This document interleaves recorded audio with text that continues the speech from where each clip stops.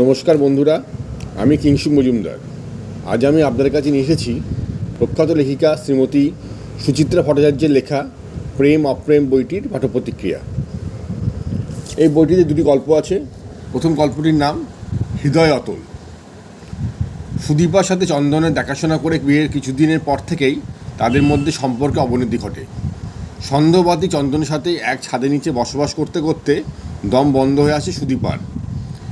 এরই মধ্যে তাদের একটি ছেলে হয়, নাম রাখা হয় বাবান। চন্দনের আপত্তি অগ্রাহ্য করে চাকরিতে যোগ দেয় সুদীপা। হঠাৎ করে একদিন চন্দনের হার্ট অ্যাটাক হয়। সুদীপা অনেক টাকা খরচ করেও শেষ পর্যন্ত বাঁচাতে পারে না চন্দনকে। চন্দনের মৃত্যু কি সুদীপাকে বাঁচার শক্তি দিয়ে গেল? পরের গল্পটির নাম হঠাৎ অরণ্যে।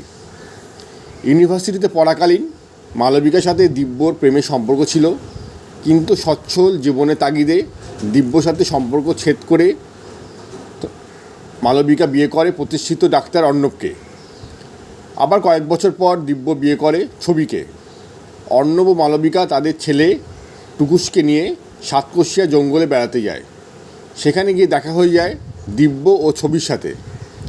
মালবিকা ও দিব্যর মনে পড়ে যায় ফেলে আসা দিনগুলোর কথা। কোনো এক অসতর্কত মুহূর্তে অর্ণব দেখে ফেলে মালবিকা ও দিব্যকে। কী হয় এই দুই সম্পর্কে পরিণতি?